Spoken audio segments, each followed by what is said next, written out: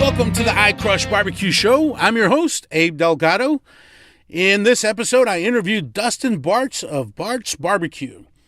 Bartz is a one-man show based in the South Bay of Southern California. He was inspired to cook Texas barbecue when he moved to Austin for a short while in the early 2000s. He's a very passionate and talented individual that pushes himself to extremes, sometimes having up to 5 events in 1 week. He uses the highest quality meats and is one of the few pit masters that smokes all of his meats on site. He makes his own sausages from scratch, along with all the tasty sides. I have to add, he makes one hell of a burger too. He recently helped organize the second Annual Smokefest, which will be held at LA Ale Works, starting at noon on March 2nd. So if you're listening to this when the show airs on Monday, it's this coming Saturday. Smokefest will host 5 of the top barbecue pop-ups in SoCal. Among them will be A's BBQ, Kelly's BBQ, Meathead BBQ, the Barbacoa Boyz, and of course, Bartz BBQ. If you're in the area, you cannot miss this event. I hope you enjoy the show. This is Bartz BBQ.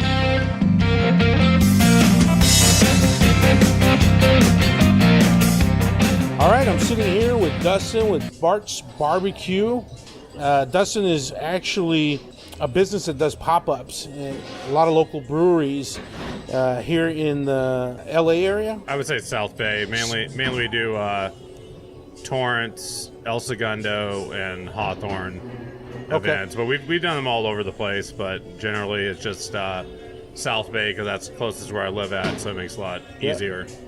Well, thank you for joining us. We'll go ahead and jump right in. If you want to tell us a little bit about yourself and kind of how you got started in barbecue. Yeah, so the way I got started in barbecue was, actually I lived in LA all my life and thought that the barbecue here was what barbecue was about, which I was severely wrong. Then I all of a sudden, like one of my buddies, I ran like a security camera business where we were selling security cameras all over the internet. And so it gave me the ability that one of my friends came up to me. He's like, "Oh, you want to move to Austin?" And I'm like, "Well, why not? That sounds like a fun thing to do."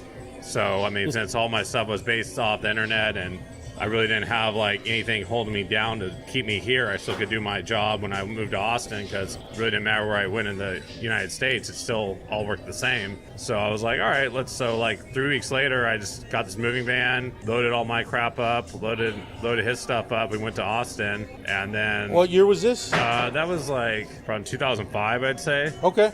That'd be somewhere around there. So I already had like 3 friends that lived there, and they always would send me photos showing me how they're paying like $2 for like a brew and like just laughing at me because we're paying all these high prices in LA. And I'm just like, okay, I gotta get in on this, that and all the party situation they had down there on 6th Street.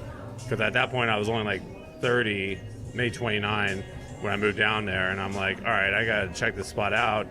So that's when like I was there for like probably a week, and we went to Rudy's. I think that was the first place I actually ate barbecue, and I'm like rolling there to get gas or something. They're like, "Oh yeah, they have barbecue here. Let's get some of this food." And I'm like, "All right." And even though that's not me, the top tier of the barbecue joints in Austin, I mean, what I ate, I was like, man, this is like so much better than anything that like they have in LA. Rudy's is pretty good barbecue. Well, I just like it because there's no line. You just roll up and get your food and you roll out. It was like it worked out great. So then from there, we really got into going to a bunch of barbecue spots over the like 3 years I lived there.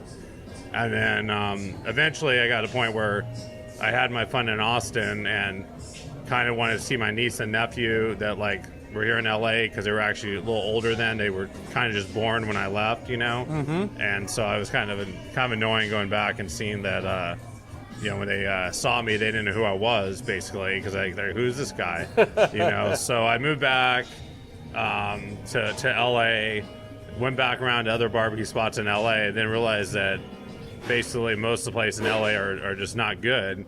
So I kind of missed the barbecue that we had in Austin. So I'm like, well, I know how to cook. I can figure out how to do this. So it took me maybe a year or something to find someone that was actually selling a offset smoker that wasn't some garbage one, So I found this dude that was moving and I guess he had this custom-made barrel smoke. I mean, it was it was good enough for like 4 or 5 briskets to put in it, but it was all solid steel. It was exactly what I wanted. And then like the guy was like, his friends convinced him that they couldn't load it on the moving truck because it weighed too much. So like me and my like 60-year-old, well, he wasn't 60 then, probably was like 58-year-old dad, roll out there with like my truck and just manhandle the thing on the back of the truck. And after he'd already sold it to me at that point, and he looked at it and he was like having buyer's or seller's remorse because he realized that he could have probably took it with him on his U-Haul, but his friend's like, oh no, this is too big. So we're like, sorry dude, we're out of here. So I drove off with my cooker, hang off the back of my truck. It was like an hour away from my house, and me and my dad were just worried this thing was going to fly off the back of my truck or one of the straps were going to break. So needless to say, I made it to South Bay. I didn't have a spot to keep it at because I live by the beach, and there's like no backyards at the places by the beach. So I had to go put it at one of my friend's house, and that dude lives on the most inclined hill I've ever seen in my entire life. So there, my dad, him, and like 2 other dudes are trying to take this 1,500-pound smoker off the back of my truck while preventing it from rolling down the hill and crashing into a car. So, jeez. Hey, just to put it in perspective for folks that maybe are not from California, South Bay is...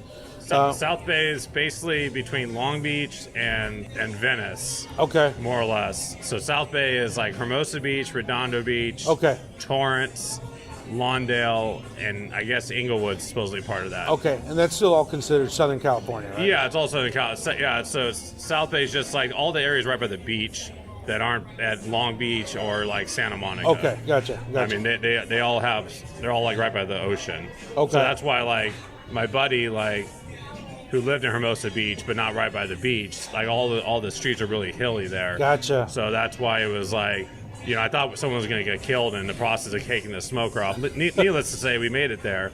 So from there, we started trying to figure out how to make barbecue, and I can say we made some really, really bad barbecue.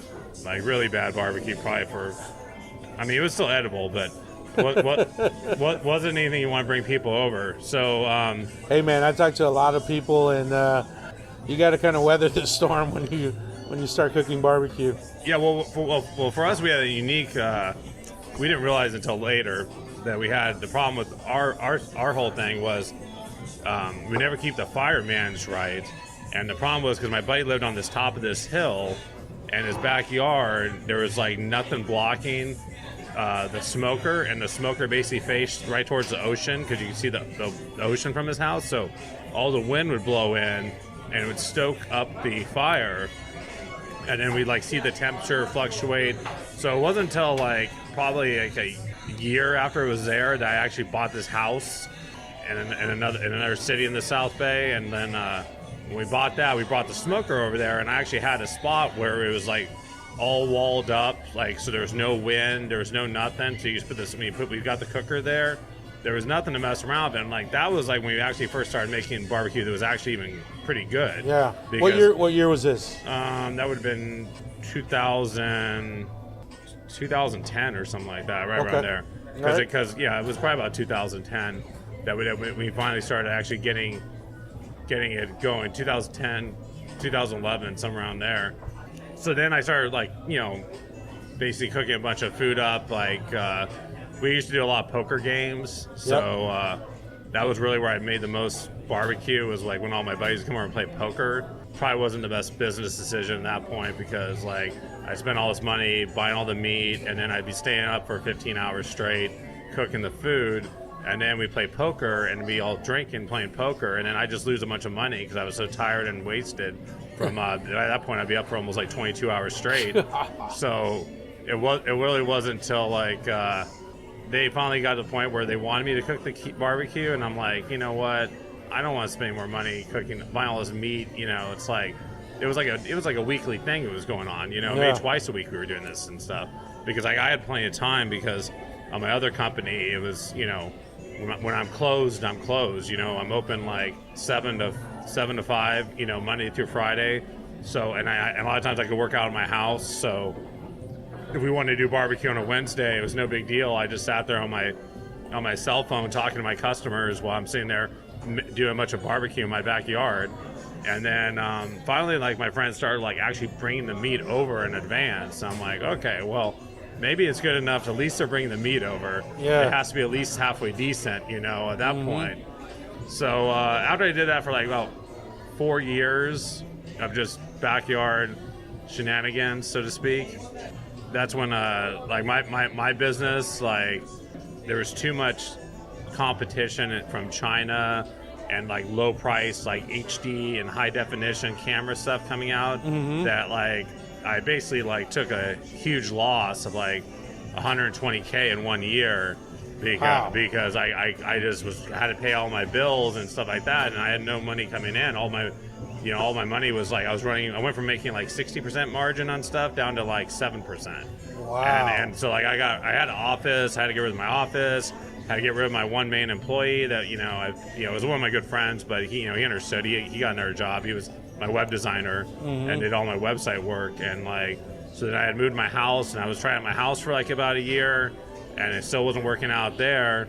So like, I remember it was like, I guess it's 4th of July. It'll be like 3 years ago. So it's 2016, 4th of July.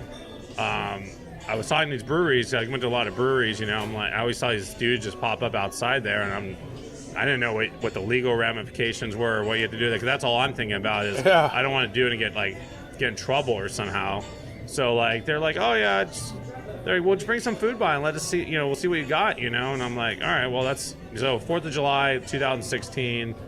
I cooked up all this barbecue, went to like 4 different breweries I knew people at, dropped the food off, and like, my phone was like immediately ringing up like, hey man, when can you do this event? And I'm like, well, I don't really know when I can do the event, because I don't even know if I have the right the right stuff to even do an event. I don't know what I'm doing. Yeah. They're like, well, can you do it like next week? And I'm like, and I'm not one to like, because I knew I needed money, so I'm not one to like say, okay, let me just wait and figure this shit out. Yeah. I just said, all right, let's do it. Yeah. And so like, I call my dad up, who's in Tahoe at the time, and I tell him, I'm like, hey man, I said, the trailer you bought, because like he got this really good on a flatbed trailer when he was in Tahoe, but you couldn't get that good of a price in LA. I'm like, hey, can you give me one of those from your Tahoe and bring it back with you? Another one, I said, I need it for put my smoker on so I can bring it to these events. And he thought it was insane, but he's like, whatever. He goes, I'll go buy you a trailer and bring it down. And so he brings his trailer down. It was like the 2 days before the event, my first event. We're over there trying to heave the smoker on this trailer and figure out how to tie it down, and so I could bring it out to the event, because I assumed I needed the smoker there because it made it look, we were still cooking stuff at the event, but a lot of stuff we cooked in advance. Yeah. But like, I then had to research on how to hold the meat and like what to use, and like pretty much everyone said, oh, you should use a Cambro if you can to hold the meat at the temperature you want, so that way once it's cooked you can throw it in there. So I don't know, spent all this money on my credit card, like, I don't know, probably like $8,000 or something worth of crap I bought for the first, so I could do my first event and have all the proper stuff there. And from there, I went and did that event. I sold out. And what all were you cooking? That time I was just doing pulled pork and brisket. Okay. And then I had these sides, which are the same main 3 sides I still use right now, which is like mac and cheese, these barbecue beans we do, and this cream corn, because that's what everyone was all into, is my mac and cheese and all this stuff. So good. By the way. Thanks.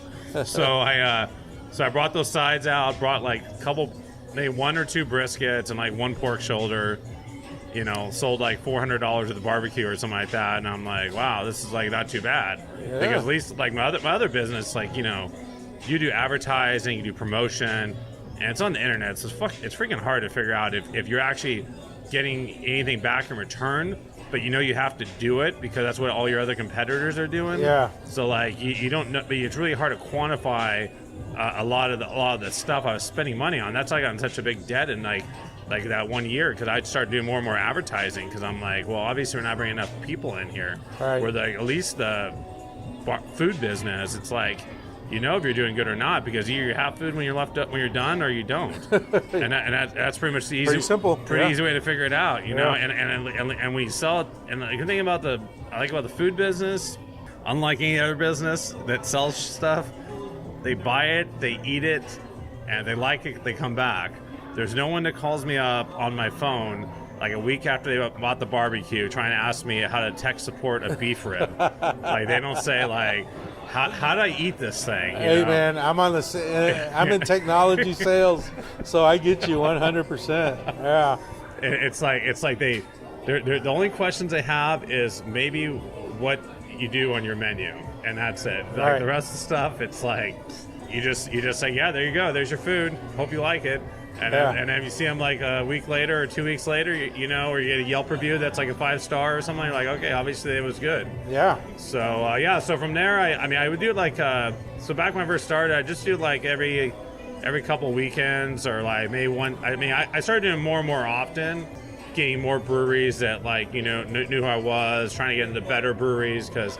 The first brewery I were in, at the time I didn't know that, but they weren't probably like the best places to sell food at because they had like a lot less clientele coming in there, so to speak. Now we're here 2.5 years later, and I pretty much have like a, set places I go to because they're the places that always I do well at because the people know I'm going to be there and stuff like that. There's like I've pretty much done almost every brewery more or less in the entire Los Angeles area at some point or another. Right. And it just that some you do better than others, and since I'm one of the probably few guys I know that does this as a full-time job now, like a lot of other pop-up owners, they have another job and it's like a more or less a side hustle to a very big hustle that they're doing on the side, right, to enrich their money they make per year.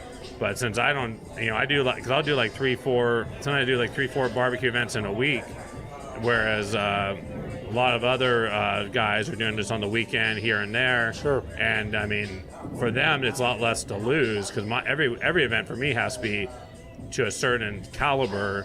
Otherwise, like I just like lose my shirt, Sure. So that's like one of the biggest stress factors on my whole business. Yeah. So you're working. If you're not working, you're not making money, right? I've been off for on vacation now for 10 days, and I'm definitely there's no money rolling in right now. Yeah. I'll tell you that much. I know it's hard work, and there's a lot of wear and tear on your body.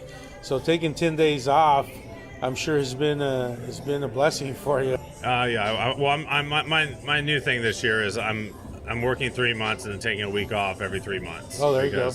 And then we're doing less events. Part of the reason I was doing more events is I had like a regular couple employees that work for me that have now like no longer are with me.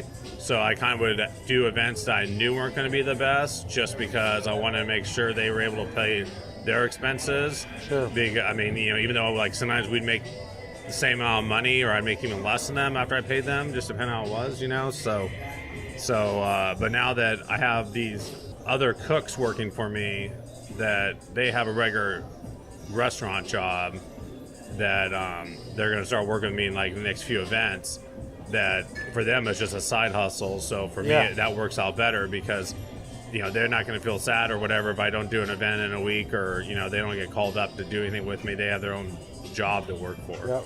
Because it's like, that's like the one hard thing to do when you're doing all the time is to have people available these cockamamie hours I have people work. It's like we work Friday night, Saturday night, Sunday, and then sometimes we'll do like a weekday night thing. Mm-hmm. But it's like most people, unless you're like a real hustler, don't want to, if you're off on the weekends, you don't want to work on the weekends as another job, Right. So, but for me, that's when all the money is because that's when everyone goes out. It's Friday, Saturday, and Sunday. So you dove headfirst into this thing. You got a little push from your other business when a lot of the competition started getting pretty steep there. What are you cooking on now? Basically, I'm on my third different smoker now because the first one I had was it ran its usefulness out probably after the first like 3 or 4 months. So then I was like looking online and I was like trying to figure out what else I needed to get, and like I could have got like a bigger offset cooker, but the problem with me always was that if I couldn't do multiple events off a standard offset cooker, so I had to look for something that was some easier way to do it. So I bought one of these, it was basically a gravity-fed smoker.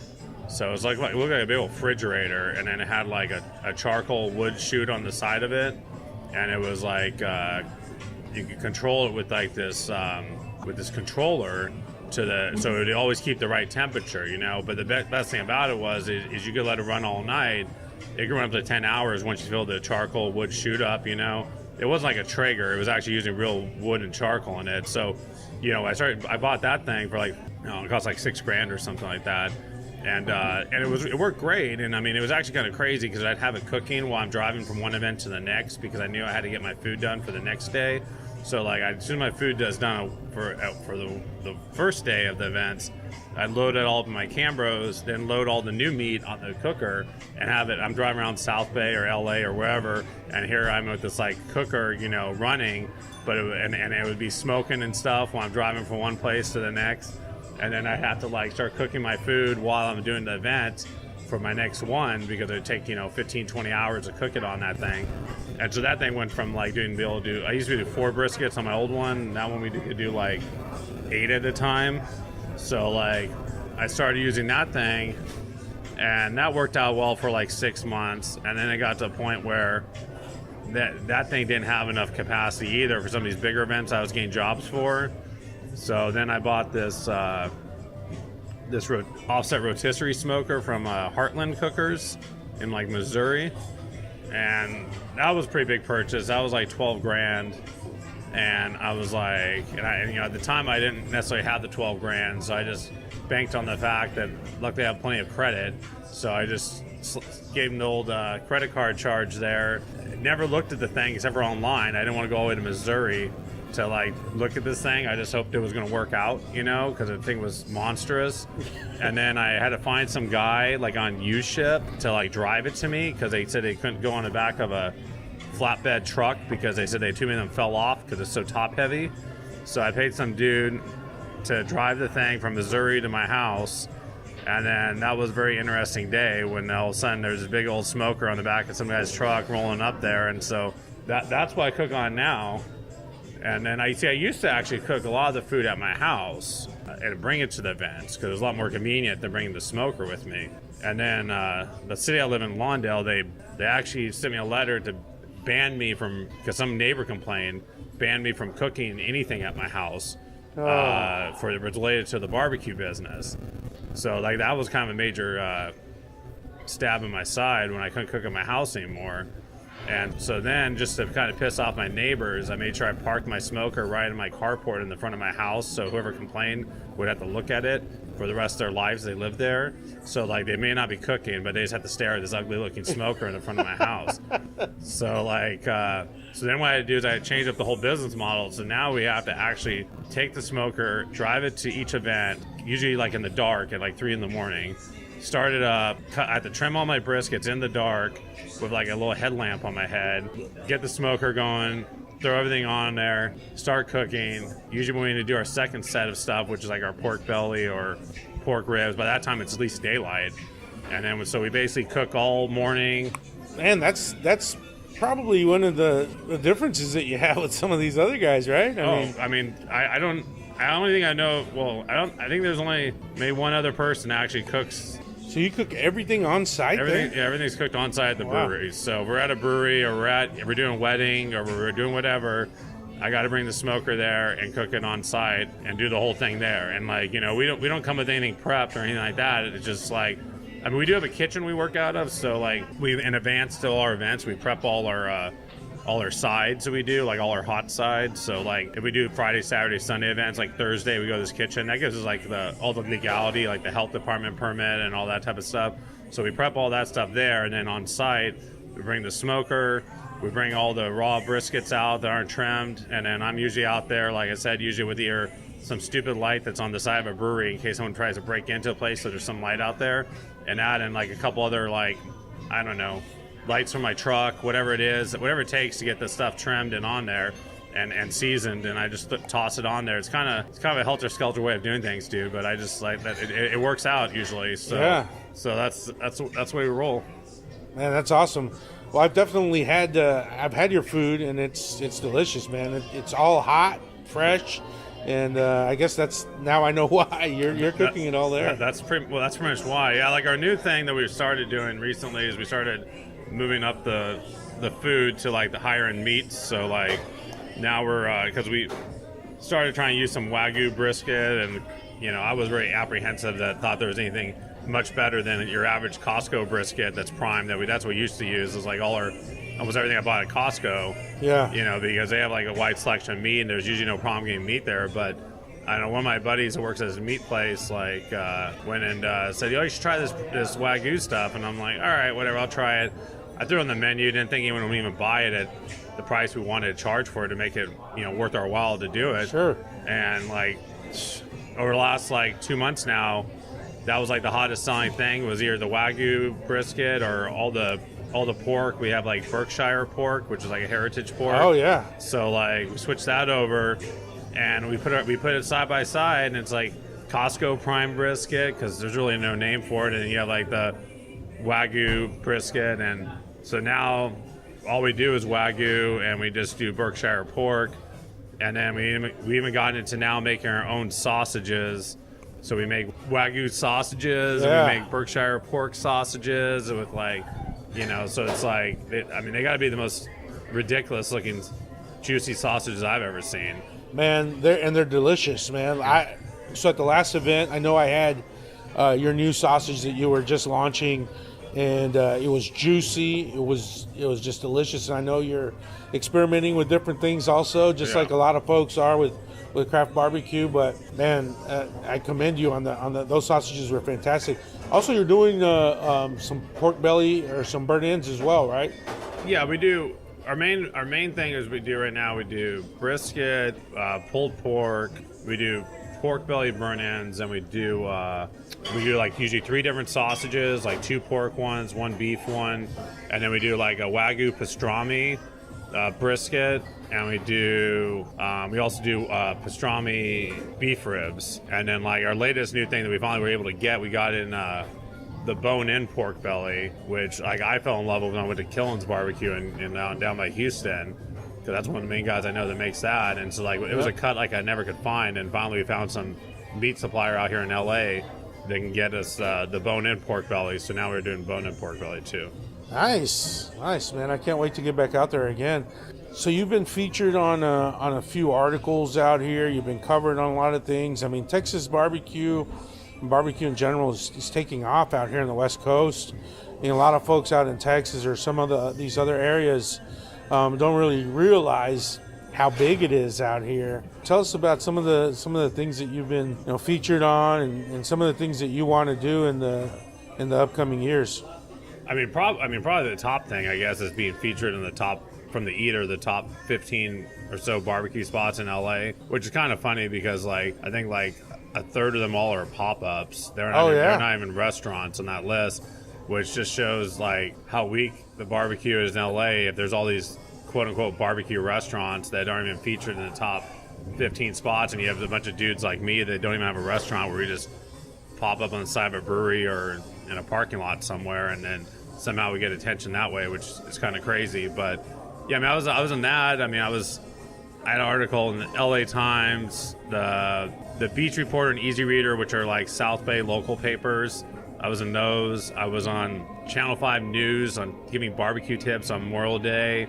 Nice. On TV there. That was really actually pretty fun. Yeah. And then I've had like I had an article in the LA Times. I was also on it's like a food, I didn't even know what it was, but I saw it on TV. It was like the Neil Cerveda show. It's like an AM like food blog show. Oh yeah. But the guy had a real studio and everything. I went on there and saw that guy, and it was on his show. And then I'm like I became friends with like Tom Likas, the radio host. So I've been on his show like 3 different times because we do besides doing barbecue, we also do Nashville fried chicken, and we also do like these smash burgers at some events. So like I was on there with each of those different types of businesses. And then we got to talk about that burger, man. So I went there one day, and you fixed me up this burger that had like brisket and like sausage in it. And, it was a double cheeseburger smash burger with brisket and I think bacon on it. Oh, brisket and bacon. Yeah. That was just. It was one of my top 9 likes. Yeah, on Instagram. Yeah, that was pretty funny. But man, that thing is killer. I mean, yeah, we actually upgraded that stuff. So starting like this week, we're actually doing a Wagyu pork belly. We're making our own ground beef with Wagyu brisket and pork belly, and so they're all gonna be like Wagyu brisket and pork belly going forward, which makes the burger even better than it was before. Awesome. Plus now we have the Wagyu brisket to put on top of it if you want. We also do like mac and cheese on top of it and other stuff. But I mean, it's basically just a regular smash burger. A lot of people in LA, there's a lot of people that make those or whatever. Yeah. But you know, we just get really stoned. I just get really stoned a lot of times and faded, and I just like think of what the most ridiculous thing I can make is, and then we just roll out. I just roll out and do it. That's pretty much the California way. That's the California way for sure. I'm figuring that out slowly but surely. Well, I mean, your creativity definitely shows out. Your sides are delicious. All of your meats are delicious as well. It's encouraging and it's fun to see how much barbecue's evolving out here. You did mention also the fried chicken, and that's something that I haven't had yet. Is it like a Nashville style hot chicken? Yeah, we do that's like a trend here in LA. Yeah. Like Holland Ray's brought it out here, I think. And now there's like Dave's Hot Chicken, and there's all these pop-ups that are doing it. So I'm just like, well, there's no one doing South Bay like at all where I live at all these breweries. And I kind of needed like another type of event to do, so I didn't have to do barbecue every single event, because that was really like wearing my whole body out doing so many events. So we started doing this Nashville fried chicken, and I mean, it's really good what we do. It's just that it takes at least three people to do it, an event, you know, where a lot of my other events I can do 2 or just myself, depending on where I'm doing it at. And for me, I'm like a business person, like, you know, and I do all the math and number crunch behind it, and it would never get quite enough. Some events you would, but not enough where it was worth my while to continue doing that. Well, that's why I do a lot more burger events now, because the burgers, you sell just as much as you do on the fried chicken, and you only need 1 or 2 people there, so that like makes it so I make more money that way. But I mean, and then recently we stopped it because like the weather got so moist out here that the batter wouldn't stick to the chicken right. So I have a kind of hold now until like March. In March, I'm probably going to go back to doing events, because I mean, I have all this equipment that's involved with it, which is like $5,000 of equipment at my house that like I use to make those events happen. So I'm not gonna not do it anymore. I just have to like kind of figure out when the best time is to so it makes it worth our while to do it. Yeah. So what's next for Bartz BBQ? Where do you see yourself, you know, in the next maybe 12 months, the next 3 years? I mean, I have a pretty big offer from a very wealthy person right now that wants me to open a restaurant with him, and not 100% positive I want to do that yet. I mean, because what they're talking about is one that does all the above. We do barbecue, fried chicken, burgers. Also, we want to do Santa Maria steaks at nighttime. Oh wow! And then we want to, you know, it's a place that they want like 20 taps on a brew on the place.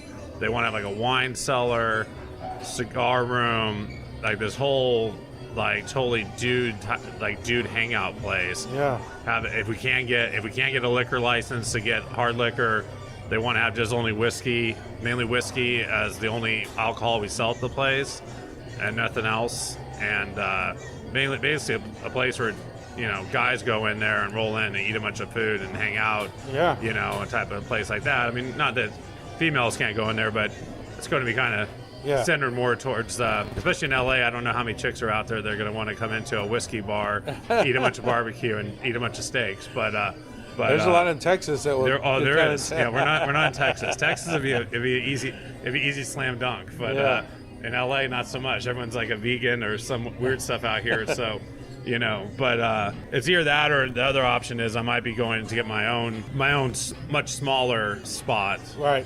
It's just in LA, it's really cockamamie with the laws here that you can't run an outdoor cooker at any restaurant in Los Angeles. So you have to use these indoor cookers, And I thought there was no hope for those until I went to Slab, which is run by Bert from Trudy's Underground Barbecue. Yep. And I can say that he's the only guy I've seen that's actually making Q on some indoor cooker that if you didn't know better, you'd think it was just regular good barbecue that was made in some outdoor smoker. Yeah. Or at least I can say the people in LA aren't educated enough to know that that's like, you know, what it's cooked on. You know? Right. And it tastes good. I could say the same thing. I went to the grand opening, and heck, day one it was coming out. This guy's a mad scientist, and I know that he put in a lot of work and a lot of hours to get to that point to where it tastes that good. So yeah, it's a good call. Yeah, I mean, the thing is, I'm pretty positive I could do the same because I've ran with 4 different cookers. Everyone was a different type of format, and there's different ways on how you had to cook on each one to make it taste a certain way. Yep. So I'm pretty sure like I could figure that out. Now I just had to see that someone else already figured it out before I got involved in a multi-million-dollar operation to open a restaurant up with the unknown of whether or not you're actually able to make any good barbecue or not. Yeah. So I take it you're a barbecue fan also. You like barbecue? Oh yeah, for sure. What are some of the places around town or around California that you like? I mean, I know you mentioned Slab. You said that was pretty good. I mean, it's actually a brick and mortar restaurant. That's about the only one I think that's around here that's any good. I mean, as far as other pop-ups go, I probably think the best pop-up that had brisket I just recently went to was like Ragtop Fern. Yep. I definitely, and I think it's more just because like his Q's cooked and sold as soon as he's done cooking it, kind of like how we do it. The other ones that are pretty good, I would say, would be A's Barbecue. They do like a lot of pop-ups in downtown LA. Mm-hmm. They were actually, I think, going to quit for a while, not going to do it anymore because they weren't making enough money. But it seems like now they're doing a lot better. Yeah. So they make really good, and I think Heritage in the OC probably makes like the best all around. Like probably has like the most similar quality of. I don't know, that's not the right word, but they have like really good sides. They have really good variety of stuff. You know that it's kind of similar to what we do, but they just do it their way. Yep. But like, because like a lot of the other barbecue guys, I mean, like they may have something good there, but there's not. I wouldn't say that. I think the whole thing's good. Yeah. You know, like all around good. Like I mean, because I can say like we don't go and like just get like say we do barbecue beans. Like there's like a whole process we do to make our barbecue beans. It's not like we just get some pre-made beans, throw some brisket or some barbecue sauce on it, and we're like, okay, these are our barbecue beans, you know? Yeah. Like we have like 5 different beans in the barbecue beans. We have some bacon we throw in there. There's a whole way when I cook it that I make sure it's underneath a pork shoulder or a brisket, so that all drips into the beans as it's cooking. So it adds like that whole extra smoky flavor to it and stuff like that. So yeah, I'd say those are the ones that I would probably say are the best in LA. I know you did a corporate event recently for Dell, which I work for Dell. Oh yeah. And I went to that, and a lot of folks came in from Texas and all over California. Colleagues of mine were there as well, and I had the pleasure of sitting down with a lot of folks that I hadn't seen in a while from Texas, and everyone was very impressed. By the way, you were killing it that night. In fact, that's I guess when you launched the new sausages as well too. Yeah, it just happened. Yeah, it actually just happened that we had a bunch we cooked or we made, I should say, and then I just brought them to that event just to pass them out. Yeah. See what people thought of them. I think that was like our first event we had those at. Yeah. And do you do a lot of those corporate events and things like that as well? Well, that's the whole thing. See, like last year I was so concentrated on making money and paying off debt I had that I was just I wasn't spending time to try to, cultivate more people on Instagram, do more connections with businesses to get more catering jobs or more events like that. So we kind of we're just hanging out, doing all our set events. And then if someone rolled in and said, hey, I want you on this day, we'd do it. But I mean, that's why this year I'm only doing 2 to 3 events a week, sometimes 1 event a week, depending on what week it is I've set up, so that I can like actually do what I'm way better at. I'm way better at marketing than I am at barbecue, and I just haven't. I mean, that's how I got it. Like in 2017, that's how I got a bunch of people to write about us, because I wasn't doing it as full time as I was this last year, Right. and so I had more time to contact people, because getting people to write articles or write whatever about you, or it's all about networking and contacting people, Sure. and then getting a hold of the right person, and then they come out and try your food. They're like, oh yeah, let's go write something about this or whatever. And so 2018, that's why I had not much of anything besides being the Eater's Top 15. That was the only thing that happened back in February. But other than that, it was there wasn't a whole lot going on besides me just doing event after event after event. Yep. And so this year, it's because I'm gonna take a step back and do it totally different, so that I have more time. Yeah, that Eater Top 15's man, that's a reputable list. That's Farley Elliott, right? It's a good thing. Big time. Awesome. Well, cool, man. I do, again, like I said, I appreciate your time, and I wish you the best of luck. I know you already produced a fantastic barbecue, so I look forward to seeing what's next for you and seeing you evolve. If there was one thing that you would want everyone to know about you that maybe they don't know about you, what would that be? It could be anything. Well, I mean, the one thing I'd say is I'm not really sure about how at 41 years old I'm able to, and being being overweight, not being in the best shape, how I'm able to stay up for sometimes 20, 24 hours straight, and then go to sleep for 4 hours and do the same thing over again 3 days in a row. Because I remember back when I was younger, I used to do a lot of partying, and I need a lot of other substances to keep me up for extended periods of time. But somehow it's crazy. I'm able just to pile drive through. Now, I mean, don't get me wrong, it's probably not good for my health or anything like that, but that's the one thing. It amazes me every time. I almost try to sometimes purposely do events and make them more difficult to see if I can actually do them or not.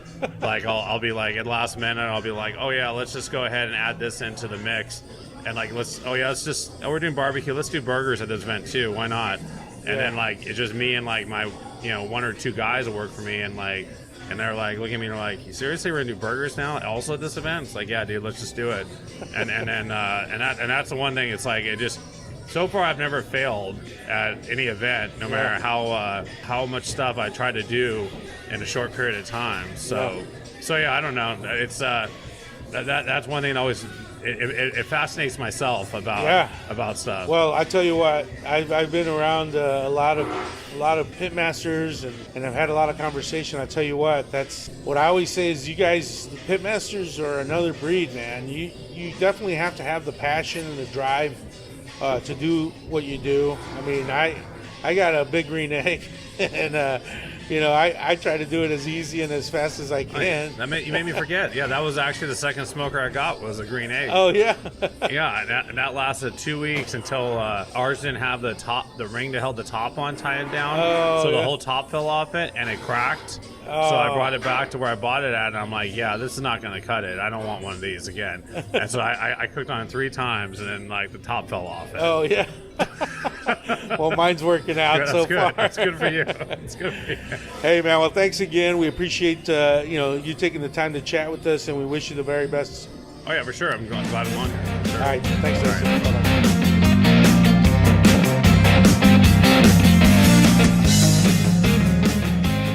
Thanks for tuning in to the iCrush Barbecue Show. Remember, if you like the show, please subscribe, leave us a comment, and share with your friends. You can always find us on Instagram, Facebook, and Twitter at iCrush Barbecue Show. That's at iCrush BBQ Show. Don't forget to tag us with your favorite picks. We'd love to see what you're crushing. And don't forget about Smokefest on March 2nd at LAL Works. Until next time, happy crushing.